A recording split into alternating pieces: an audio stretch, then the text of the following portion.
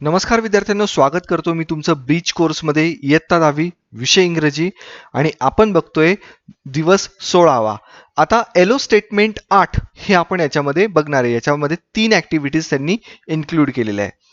बघा, तर कायच बघायचं इथे आपल्याला, read carefully to understand new concept आणि आयडिया. नवीन कन्सेप्ट आहे आणि काही आयडिया आहे हे तुम्हाला समजून घ्यायचे आहे. आता त्याच्यातली पहिली ऍक्टिव्हिटी काय बघूया. Instruction for teachers and parents facilitators. तुमच्यासाठी काय इन्स्ट्रक्शन्स आहे बघा. Ask the students to read the passage carefully to get its central idea. आता ह्या ठिकाणी आपल्याला बरेचसे पॅसेज दिलेले आणि त्याच्यावरची सेंट्रल आयडिया आपल्याला शोधून काढायची आहे. बरेचसे म्हणजे खूप नाही दिलेले, पण प्रत्येक ऍक्टिव्हिटीमध्ये आपल्याला पॅसेज आहेतच. इन्स्ट्रक्शन फॉर स्टुडंट्स तुमच्यासाठी काय इन्स्ट्रक्शन्स आहे बघा. Read the given passage carefully and write its central idea in a sentence. एक सेंट्रल आयडिया दिली असेल तुम्हाला, म्हणजे पॅसेज दिलेला आहे त्याच्यावरची एक सेंट्रल आयडिया आपल्याला एका सेंटेन्स मध्ये सांगायची फक्त. खूप जास्त आपल्याला सांगता येणार नाहीये सेंट्रल आयडिया बद्दल. समजतंय? आता लर्निंग ऍक्टिव्हिटी मध्ये बघा, तुम्हाला पहिला पॅसेज दिलेला आहे. पॅसेज मी तुम्हाला वाचून दाखवतो. Read the given passage carefully and write its central idea in a sentence. जसं मी तुम्हाला सांगितलं. आता पॅसेज बघा. Forgiveness is a choice one makes over and over again. Forgiveness म्हणजे माफ करणं. ही जी चॉईस आहे, माणूस पुन्हा पुन्हा हे करू शकतो. It can be a fresh perspective. हा एक प्रकारचा फ्रेश पर्स्पेक्टिव्ह आहे. हा एक प्रकारचा आपला नवीन विचार आहे. Or a healthy distance. एक त्याच्यामुळे काय राहतं, एक हेल्दी डिस्टन्स राहतं. म्हणजे आपल्यातलं अंतर जे राहतं ते चांगलं राहतं. कायम चांगलं म्हणजे दुरावा नाही म्हणत आपण, पण ते अंतर चांगलं राहतं. Like a quiet room with view on to the world of complexity and conflict. ह्या जगामध्ये जी कॉम्प्लेक्सिटी आहे, म्हणजे गजबजलेलंपणा, कॉन्फ्लिक्ट, जी भांडणं आहे, तर ह्या सगळ्या गोष्टींमध्ये आपला एक शांत असा रूम राहतो की जिथे आपल्याला मनशांती तिथे भेटते. Forgiveness can be a gift to yourself or to others. Forgiveness हे एक प्रकारचं गिफ्ट आहे तुमच्यासाठी आणि इतरांसाठी सुद्धा. It may be something you receive. ते तुम्हाला भेटू शकतं. But it can also be quality that describes a relationship. पण ही एक क्वालिटी सुद्धा आहे की ती आपली रिलेशनशिप काय करते, तर डिस्क्राईब करते. Where one must be capable of self forgiveness in order to forgive others. पण ह्याच्यामध्ये एक जण असा कॅपेबल असू शकतो की तो सेल्फ स्वतःच जर तो माफ करत असेल, in order to forgive others, दुसऱ्यांना माफ करायच्या ऐवजी करताना किंवा स्वतःला माफ करताना तो काही विचार नाही करत, तर ही एक त्याची काय झाली आहे, एक क्वालिटी झालेली आहे. आता प्रॅक्टिस ऍक्टिव्हिटीमध्ये बघा काय दिलंय तुम्हाला. सॉरी, याच्यावरच आपल्याला एक सेंट्रल थीम म्हणजे सेंट्रल आयडिया लिहायची. तर काय, फॉरगिव्हनेस हा पॅसेज आपल्याला काय सांगतो तो बघूया. The passage informs about importance of forgiveness. ह्या पहिल्या लर्निंग ऍक्टिव्हिटीमध्ये आपल्याला काय सांगितलं त्यांनी, हे तुम्ही लिहू शकता. The passage informs about importance of forgiveness. आता प्रॅक्टिस ऍक्टिव्हिटीमध्ये तुम्ही काय करायचं मी तुम्हाला त्याच्याबद्दल सांगतो. Read any passage from the text book, newspaper and write the central idea in on sentence. आता टेक्स्ट बुक घ्या किंवा तुमचं न्यूजपेपर घ्या, तुम्ही काही घ्या, त्याच्यामधला एक पॅरेग्राफ तुम्ही वाचा आणि त्या पॅरेग्राफमध्ये काय एक्झॅक्टली सांगण्याचा प्रयत्न केलेला आहे ते तुम्ही एका त्याची एक सेंट्रल आयडिया म्हणजे एका सेंटेन्समध्ये ते लिहून टाका तुम्ही. कळते तुम्हाला? आता सॉल्व्ड ऍक्टिव्हिटी पुढे काय दिले बघा. Read the given passage carefully and write its central idea in a sentence. आता खाली एक पॅसेज दिलाय, त्याची सेंट्रल आयडिया आपल्याला लिहायची बघा, म्हणजे त्यांनी दिलेलीच. Form filling is a skill. Form म्हणतो आपण, हे एक प्रकारचं काय कौशल्य, स्किल, कौशल्य. It is a functional skill and a life skill. हे फंक्शनल स्किल आहे आणि आयुष्याशी रिलेटेड स्किल आहे. Today a big amount of data is collected offline and online through forms. मोठ्या प्रमाणात डेटा गोळा केला जातो ऑनलाईन फॉर्म भरून किंवा ऑफलाईन फॉर्म भरून सुद्धा. From a tedious task to an interesting task. Tedious task एकदम कंटाळवाणं काम, टू अन इंटरेस्टिंग, त्याच्यानंतर आपल्याला त्याच्यामध्ये इंटरेस्ट क्रिएट होतो. The online tools have made form filling a unique experience. आणि ऑनलाईन जे टूल्स आहे जे वापरतो आपण, वेगवेगळे जे कॉम्प्युटरमध्ये टूल्स असतात आपले, त्याचा जेव्हा वापर करतो आपण फॉर्म भरताना, तर त्यावेळेस आपल्याला एक वेगळाच युनिक एक्सपिरियन्स, वेगळा अनुभव मिळतो. We will see how offline and online forms are filled. आपल्याला हे माहिती की आपण ऑफलाईन आणि ऑनलाईन फॉर्म्स कसे भरतो, and what steps are followed and what care is taken while filling the forms. आता कोणत्या कोणत्या स्टेप्स घेतल्या जातात, कोणती काळजी घेतली ऑनलाईन फॉर्म भरताना, हे पण तुम्हाला याच्यातनं कळतं. आता हा पॅसेज मी तुम्हाला वाचून दाखवला, त्याचा अर्थ मी तुम्हाला मराठीत सांगितलेला आहे, बट याची सेंट्रल आयडिया काय आहे तर तिथे त्यांनी खाली दिलेले आहे. The passage informs about importance of form filling. Form कसा भरला गेला पाहिजे याच्याबद्दल हा पॅसेज आहे. This is the central idea. म्हणजे या पद्धतीने आपल्याला सेंट्रल आयडिया शोधता आली पाहिजे. कळतंय? आता एक्सटेन्शन ऍक्टिव्हिटी बघा त्यांनी दिलेली आहे, ती वाचून दाखवतो तुम्हाला मी. Read the given passage carefully and write its central idea in a sentence. एका वाक्यात आपल्याला याची सेंट्रल आयडिया लिहायची आहे. मी हा पॅसेज वाचतो. Motivation is the process that initial. Motivation म्हणजे एखाद्याला मोटिवेट करणं. Initiates, guides and maintain goal oriented behaviours. त्याला इनिशिएट करायला लावायचं, त्याला गायडन्स करायचं. And maintain goal oriented behaviour म्हणजे त्याला त्याचं जे सक्सेस आहे ते कसं त्याला मिळवता येईल याच्यासाठी त्याला मोटिवेट करायचं, प्रोत्साहित करायचं. Motivation involves the biological. मोटिवेशनमध्ये काय इन्व्हॉल्व्ह होतं तर बायोलॉजिकल, इमोशनल तुम्हाला माहिती आहे, सोशल म्हणजे सामाजिक, and cognitive force that active behaviour. या सगळ्यांचा आपल्या बिहेवियर म्हणजे ऍक्टिव्ह म्हणजे आपण जरा ऍक्टिव्ह होतो त्याच्यामधनं, म्हणजे आपलं बिहेवियर, वागणूक हे कशी होते, जरा उत्साही होते.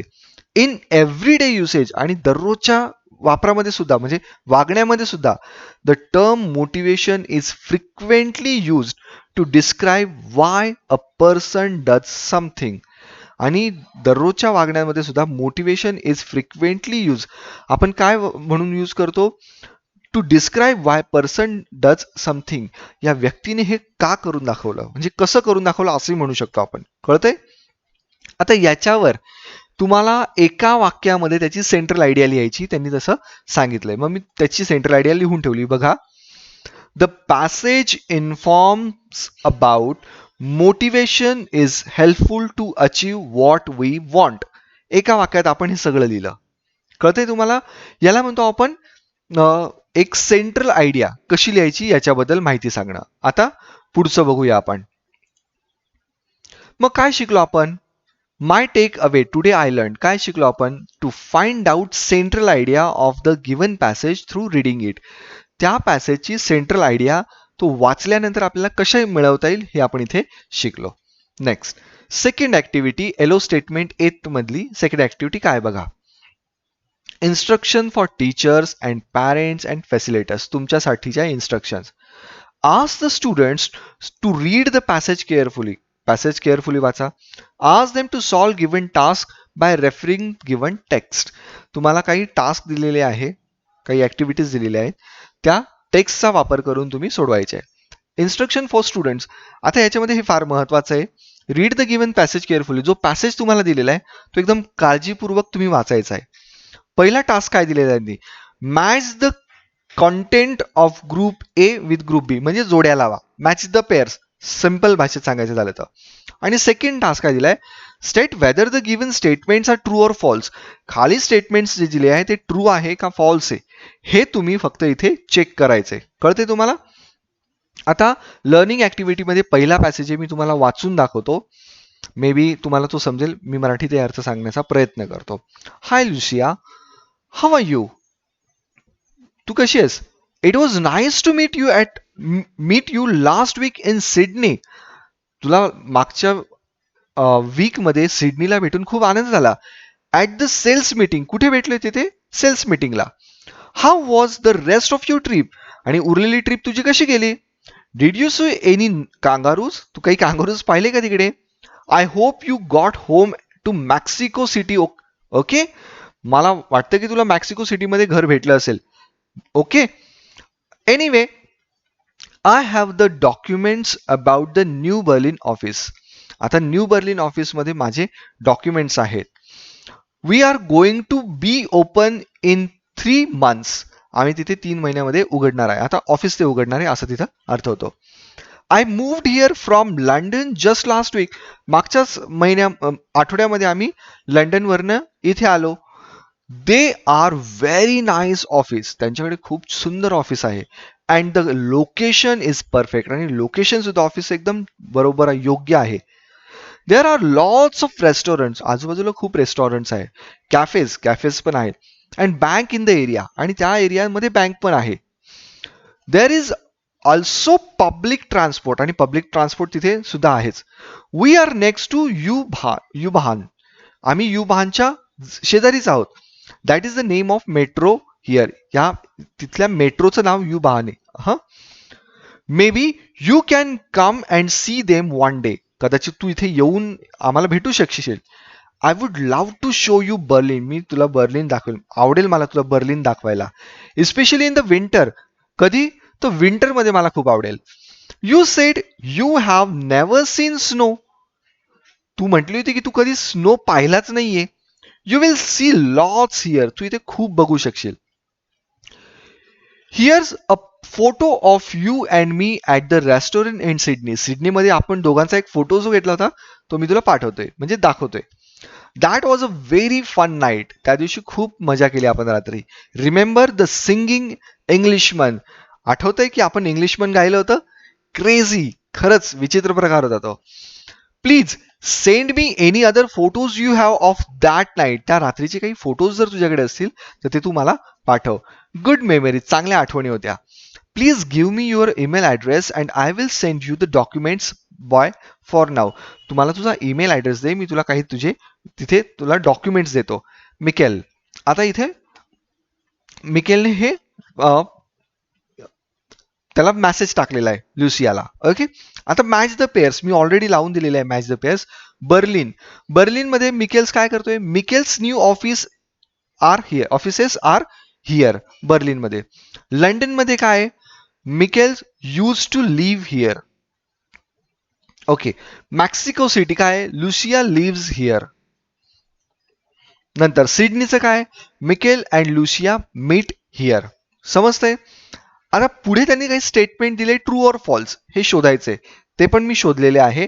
Mikel and Lucia were friends from school. False. असं काही सांगितलं नाही. ते सेल्समन होते, म्हणजे सेल्स डिपार्टमेंटला काम करत होते. They work for a company that sells things. True. काहीतरी कंपनीमध्ये ते काम करत होते जिथे ते वस्तू विकायचे. तर हे ट्रू आहे statement. The new offices are a very good location. हे पण स्टेटमेंट ट्रू आहे. There is a metro next to the office. ऑफिसच्या शेजारीच मेट्रो आहे. हे पण ट्रू स्टेटमेंट आहे. बरोबर. आता प्रॅक्टिस ऍक्टिव्हिटी म्हणून तुम्ही काय करणार बघा. Read any passage from social media and prepare similar task on the red message. आता तुमच्या मित्राने किंवा मैत्रिणीने तुम्हाला या पद्धतीचा जर मेसेज पाठवलेला असेल तर मेसेज तुम्ही वाचायचा आहे आणि त्याच्यावर तुम्ही क्वेश्चनरी तयार करा. ट्रू ऑर फॉल्स स्टेटमेंट तुम्ही तयार करा. समजतंय? आता सॉल्ड ऍक्टिव्हिटीमध्ये एक डेमो त्यांनी दिलेला आहे. Read the following passage and complete the task given below. खाली जो पॅसेज दिलेला आहे तो पॅसेज मी वाचतो आणि टास्क त्याच्यावरचं जे काही असेल ते आपण कम्प्लीट करूया. बघा. The young. मला माहिती आहे की पॅसेज जरा ब्लर दिसतोय. ऍक्च्युली तशीच प्रिंट आहे ती, त्याच्यामुळे तो तसाच दिसेल. The young seagull was alone on his ledge. Young seagull त्याच्या लेजवर एकटाच होता. His 2 brothers and his sister had already flown away the day before. एक दिवस अगोदरच त्याचे 2 भाऊ आणि एक बहीण हे उडून गेलेले होते. He had been afraid to fly with them. पण त्याला त्यांच्यासोबत उडून जायला जरा भीती वाटत होती. Somehow when he had taken a little run forward to the brink of the ledge. म्हणजे जेव्हा त्याने थोडस प्रयत्न केला पळत पळत जाऊन आपण टेक ऑफ घ्यायचा. And attempted to flap his wings. आणि त्याचे फ्लॅप म्हणजे विंग्स त्याच्या फ्लॅप करण्यात फडकवण्याचा प्रयत्न केला. He became afraid. तेव्हाच तो काय झाला? घाबरला. The great expanse of a sea stretch down beneath. त्या खाली जे सीचा एक्सपान्स त्याने पाहिला, म्हणजे मोठ्या प्रमाणात पसरलेला सी जेव्हा त्याने पाहिला. And it was such a long वे. आणि खूप दूर जायचं होतं. डाऊन माइल्स डाऊन, खाली खूप अंतर होतं खोलवर. He felt certain that his wings would never support him. त्याला त्या क्षणाला असं वाटलं की आपले जे पंख आहे ते आपल्याला सपोर्ट करणार नाही. Even when each of his brother and his little sister, whose wings were far shorter than his own, पण त्याचे भाऊ आणि त्याची बहीण जे होते त्यांचे विंग्स जे होते त्याच्यापेक्षा खूप छोटे होते, तरी सुद्धा ते उडाले असं तिथे सांगायचंय. Whose wings are he failed to muster up courage to take that plunge which appeared to him so depressed. आणि त्याच्यामध्ये ते करज मिळवण्याची ताकदच होत नव्हती आणि त्याच्यामुळे तो काय झाला होता, जरा डिप्रेस झाला होता. His father and mother had come around calling to him shrilly. त्याचे आई वडील तिथे आले आणि जोरजोरात श्रीली जोरात ओरडत होते. अबॉर्डिंग अब्रँडिंग हिम, आणि त्याला ते एनकरेज करत होते की उड बाबा. Threatening to let him starve on the ledge unless he flew away, आणि त्याला धमकी पण देत होते की जर तू उडाला नाही तिथे भुकेने मरशील. But for the life of him he could not move, पण त्याच्या आयुष्यासाठी मात्र तो तिथून हलतच नव्हता. आता मॅच द पेअर आहे तिथे त्यांनी उत्तर ऑलरेडी दिलेले. श्रीली म्हणजे काय, लाऊडली. आणि अपरायडिंग म्हणजे काय तर स्कोल्डिंग म्हणजे काय, त्याला ते जरा रागवत होते. आणि ट्रू ऑर फॉल्स बघा. State whether the statement are true or false. The young seagull was not confident about the ability of his wing. Young सीगलला त्याच्यावर स्वतःवर कॉन्फिडन्स नव्हता. हे ट्रू आहे का, अगदी ट्रू आहे, बरोबर. The siblings of the seagull had longer winged than the seagull. False. सीगल्सचे जे विंग, द सिबलिंग म्हणजे त्याचे जे भाऊ बहीण होते त्यांचे जे विंग्स होते ते फार मोठे होते त्याच्यापेक्षा, तर हे फॉल्स स्टेटमेंट आहे. कळतंय. आता एक्सटेन्शन ऍक्टिव्हिटीकडे बघूया. बघा काय सांगितलं एक्सटेन्शन ऍक्टिव्हिटीमध्ये. Read the following passage and complete the task given below. खालचा पॅसेज वाचा आणि जे टास्क दिले ते आपण सोडवूया. बघा मी पॅसेज वाचतो.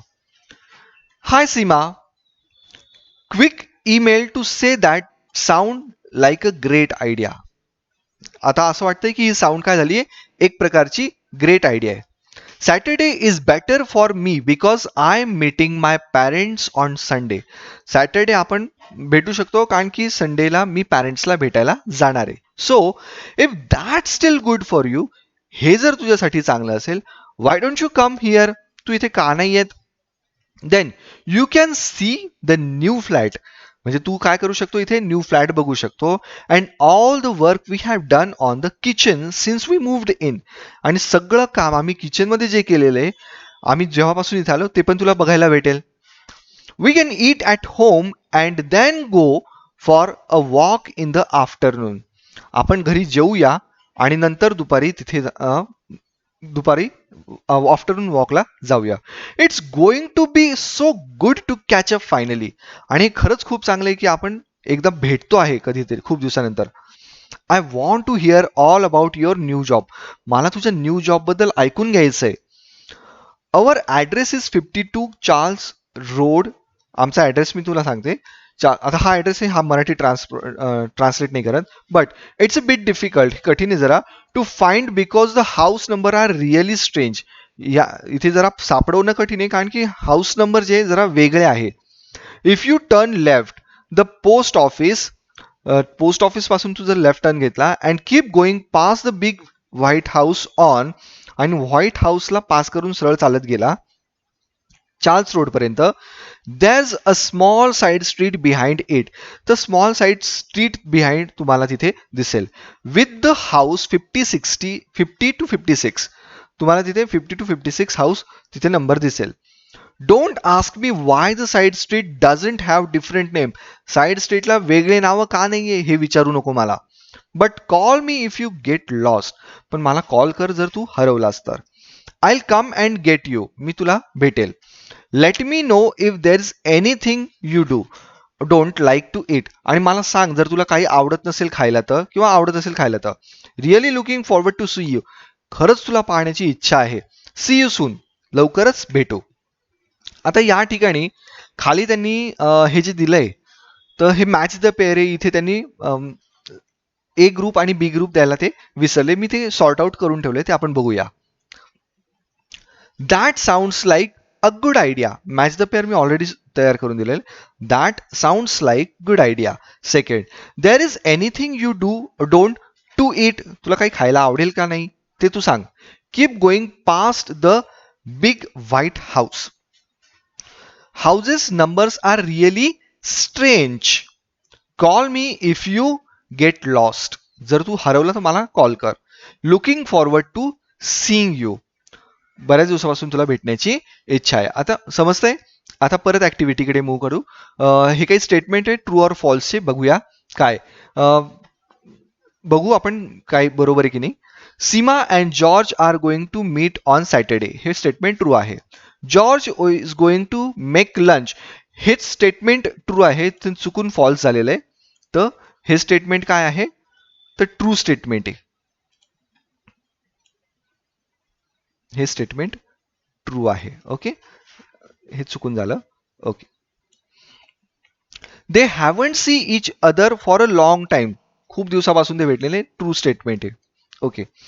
Seema's life hasn't change since that they last meet. जेव्हा ते शेवटचे भेटले होते तेव्हापासून त्यांच्या आयुष्यात, सीमाच्या आयुष्यात काही बदल झालेला नाही असं त्यांचं म्हणणं आहे. It's a false statement. Okay. नाव इव्हॅल्युएशन मध्ये काय बघा. Read aloud the passage from your textbook. Try to guess the meaning of difficult words. आता या ठिकाणी पण मी तुम्हाला एकच सजेस्ट करेल की टेक्स्टबुक मधला एक पॅसेज तुम्ही वाचा आणि त्याच्यावर तुम्ही काही स्टेटमेंट्स ट्रू फॉल्स तयार करा, मॅच द पेअर्स तयार करा, जे तुम्हाला सोपं वाटेल ते. My take away today I learn. काय शिकलो मग मी. How to understand new concept through reading. रिडिंगच्या अंडर आपण नवीन कन्सेप्ट कशी शिकू शकतो हे इथे आपण पाहिलंय. पुढचं बघूया. आता याच्यातलीच एलो स्टेटमेंट 8 मधली ही थर्ड ऍक्टिव्हिटी आहे. Instruction for teacher. आज स्टुडंट्स रीड पॅसेज. परत त्याच इन्स्ट्रक्शन्स आहे, पण स्टुडंट्स तुमच्यासाठी काय इन्स्ट्रक्शन आहे ते बघूया. Read the given passage to find out the answer of the given question. काही क्वेश्चन्स तुम्हाला याच्यात दिलेले, त्याचे तुम्हाला आन्सर्स शोधायचे. आता बघा. What is the temperature needed to bake the biscuit. आता ठीक आहे, आपण पहिल्यांदा हे शॉर्ट ब्रेड बिस्किट्स कसे बनवायचे याच्यावरचे ते इन्ग्रेडियंट आणि मेथड त्यांनी दिलेले, पहिले ते वाचतो मी. 125 G by 40 Z butter. Gram असेल आणि झेड मला माहित नाही कसलं युनिट आहे ते. नंतर 55 gram by 20 Z caster sugar. ठीक आहे. 180 gram by 60 Z plain flour. म्हणजे हे इन्ग्रेडियंट्स आहे. मेथड काय याच्यासाठी काय बघा. Heat the oven to 190 degree or 375 Fahrenheit gas 5. Oven तेवढं तुम्हाला तापवायचं आहे किंवा तेवढा टेम्परेचर तिथं मेंटेन करायचं आहे. Beat the butter and the sugar together until smooth. Butter आणि शुगर यांना बीट करा. बीट करा म्हणजे जरा त्यांना मारा. आता बीट करा म्हणजे ते किचनच्या भाषेत त्याला वेगळा अर्थ होतो, पण तुम्ही त्यांना बीट करा म्हणजे व्यवस्थित त्यांना स्मूथ करा. Stir in the flour to get smooth paste. Smooth paste होण्यासाठी ते जरा व्यवस्थित हलवा. स्टेअर मिसळा. Turn on to a work surface and gently roll out until the paste is 1 centimetre by 1/2 inch thick. ती जी पेस्ट तुम्ही तयार करणार आहे त्या प्लेन सरफेसवर तुम्ही रोल करा. कुठपर्यंत, तर त्याचं 1 सेंटीमीटर बाय 1/2 इंच थिक ते झालं पाहिजे. Cut into round or fingers and plates on to a baking tray. त्याला एक तर कापा फिंगर साईजमध्ये किंवा राऊंडमध्ये आणि त्याला बेकिंग ट्रेवर तुम्ही ठेवा. Sprinkle with icing sugar. Icing sugar त्याच्यावर स्प्रिंकल. स्प्रिंकल म्हणजे शिंपडणे.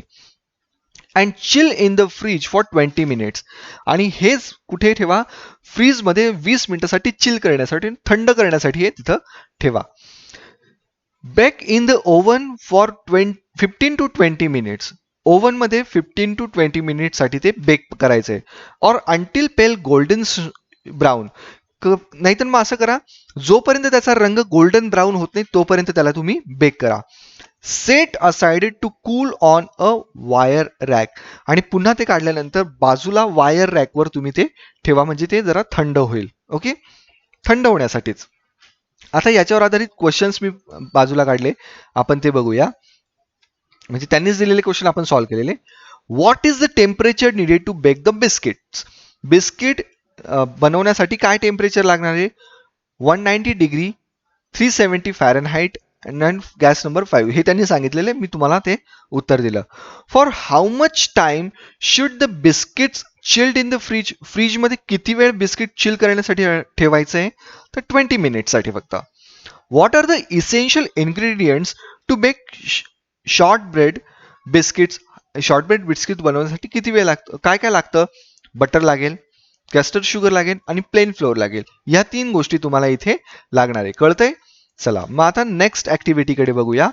प्रॅक्टिससाठी काय करायला लावले त्यांनी, परत बघा.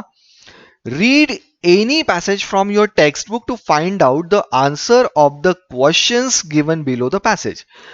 आता कोणताही टेक्स्टबुक मधनं तुम्ही तो पॅसेज वाचा. त्याच्या खाली जे क्वेश्चन्स दिलेले आहेत ते तुम्ही क्वेश्चन आन्सर तुम्ही फाइंड आउट करण्याचा प्रयत्न करा. तुम्हाला जर ऍक्टिव्हिटी थोडी कठीण वाटत असेल तर याच्यासाठी सिम्पल पॅसेज तुम्ही घ्या. कळते तुम्हाला? म्हणजे तुम्हाला क्वेश्चन आन्सर लवकर सापडतील. आता सॉल्व डेमो मध्ये परत तुम्हाला एक पॅसेज दिलाय, त्याचे क्वेश्चन्स दिले आणि त्याचे आन्सर्स पण दिले. चला आपण बघूया. पहिले मी पॅसेज वाचतो तुमच्यासाठी. Ruskin Bond 1934 is an Indian author of British descent. Indian author आहे ब्रिटिश डिसेंटचा, ब्रिटिश मधून तो इंडियामध्ये आलेला आहे. He lives with his adopted family in Landour in Mussoorie India. तो त्याच्या अडॉप्टेड फॅमिली सोबत म्हणजे दत्तक घेतलेल्या फॅमिली सोबत इंडियामध्ये मसुरी या ठिकाणी राहतो. The Indian council for child education had recognised his role in the growth of children literature in India. Indian काउन्सिलने child education has recognise, child education हे रेकग्नाइज म्हणजे ओळखलं जायला जावं, त्याच्यासाठी त्याचा role, his role in the growth of children's literature म्हणजे विद्यार्थ्यांचं जे शिक्षण आहे याच्यामध्ये त्यांचा रोल ओळखला जावा, त्याच्यासाठी त्याला ग्रोथ दिली. ही गॉट साहित्य अकादमी अवॉर्ड इन 1992. त्यांना साहित्य अकादमी अवॉर्ड भेटला 1992 साली. For our trees still grow in Dehra. आपले झाडं अजूनही देहरामध्ये वाढतात. He was awarded Padma Shri and Padma Bhushan respectively in 1999 and 2014. 1999 आणि 2014ला त्यांना पद्मश्री, एकदा पहिल्यांदा पद्मश्री भेटला आणि पद्मभूषण भेटला. हे 2 अवॉर्ड त्यांना मिळालेले आहे. आता याच्यावर आधारित क्वेश्चन्स बघा. When was Ruskin Bond awarded with Padma Shri. उत्तर काय म्हणणार आपण? आन्सर त्यांनी दिलेले in 1999. Second question. For which book did he get Sahitya Akademi award. Sahitya Akademi award कोणत्या पुस्तकासाठी भेटला? Our trees still grow in Dehra या पुस्तकासाठी. आणि थर्ड क्वेश्चन काय आहे? Where did Ruskin Bond live. Ruskin Bond कुठे राहत होते? इन लंडूर मसुरी इंडिया या ठिकाणी ते राहत होते. समजतंय? आता एक्सटेन्शन ऍक्टिव्हिटी मध्ये बघा त्यांनी काय दिलेलं आहे. परत एक पॅसेज त्यांनी दिलेला आहे, त्याच्यावरचे क्वेश्चन्स त्यांनी विचारले. ठीक आहे, आपण पहिल्यांदा पॅसेज वाचू. वेदर अपडेट काय? क्लाउडी, इंटरमिटेंट, पावसा असेल, अधूनमधून तुम्हाला हे क्लाउड्स दिसतील आकाशामध्ये, म्हणजे अधूनमधून असं ते म्हणताय. बघा आता त्याच्यावर काय दिलेले. The national capital Delhi is likely to witness pre monsoon showers on Friday. National capital Delhi is likely to witness, कदाचित हे विटनेस होऊ शकता प्री मान्सून शॉवरचे ऑन फ्रायडे. कधी? तर शुक्रवारी. द इंडिया मेटेरिओलॉजिकल डिपार्टमेंट म्हणजे IMD हे डिपार्टमेंट असं म्हणतंय. As per the IMD forecast, IMDने सांगितलेल्या माहितीनुसार फोरकास्ट वेदर बद्दलची जी माहिती सांगता त्याच्याबद्दल, the conditions further advance of monsoon over Delhi may not happen at least till the next 5 days. दिल्लीमध्ये पुढचे 5 दिवस मात्र मान्सून येणार नाहीये. Delhi would start receiving the monsoon rain only by June 29. दिल्लीला मान्सून कधी येणार आहे? तर जून 29 नंतर येईल. After delay onset over Kerala. का तर केरलामध्ये मान्सून जरा उशीर आला म्हणून कदाचित दिल्लीमध्ये त्याच्यामुळे उशीर होऊ शकतो. समजतंय? आता याच्यावर तुम्हाला जे क्वेश्चन दिलेले त्याचे आन्सर्स मी बाजूला काढून ठेवले, आपण ते सॉल्व्ह करूया. बघा, what did IMD said. IMD काय म्हटलं? Delhi is likely to witness pre monsoon shower in Friday. त्याचं उत्तर झालं. When will Delhi start receiving the monsoon rains. Monsoon rain दिल्लीला कधी भेटतील? Only by June 29. जून 29 पर्यंत येईल monsoon. As per IMD forecast what will not happen till next 5 days. पुढचे 5 दिवस IMDच्या फोरकास्ट म्हणजे त्यांनी जे वेदरचं फोरकास्ट केलं होतं त्यांच्या माहितीनुसार पुढचे 5 दिवस काय होऊ शकत नाही हे भाकीतच केलं जातं. तर काय उत्तर देईल? Monsoon over Delhi may not happen for next 5 days. पुढचे 5 दिवस मात्र इथे मान्सून होणार नाहीये. ठीक आहे, आता आपण इव्हॅल्युएशन कडे बघू. काय बघा, Ask the student to read small passage from the textbook. Again तुम्हाला तीच ऍक्टिव्हिटी, टेक्स्टबुक घ्या, त्याच्यातनं एखादा पॅसेज वाचा, त्याच्यावर क्वेश्चन्स तयार करा, तुमच्या मित्रांना विचारा किंवा मित्रांना करायला लावा, त्याचे आन्सर्स तुम्ही फाइंड आउट करा. म्हणजे तुमचं रीडिंग ऍक्टिव्हिटी सुद्धा होईल. माय टेकअवे काय शिकलो मग मित्रांनो आज आपण? To find out the answers to the given questions. जे प्रश्न विचारले त्यांचे आन्सर शोधायचे by scanning for the specific needed information. पूर्ण इन्फॉर्मेशन वाचून तुम्हाला त्याच्यामधनं आन्सर्स शोधायचे असतात. ह्या ऍक्टिव्हिटीमुळे तुमची पॅसेज सॉल्विंग जो प्रकार आहे तुम्हाला दिलेला त्याच्यामध्ये तुम्हाला जरा गती मिळेल, तुम्ही फास्ट व्हाल त्याच्यामध्ये. समजतंय? Thanks for watching my video students.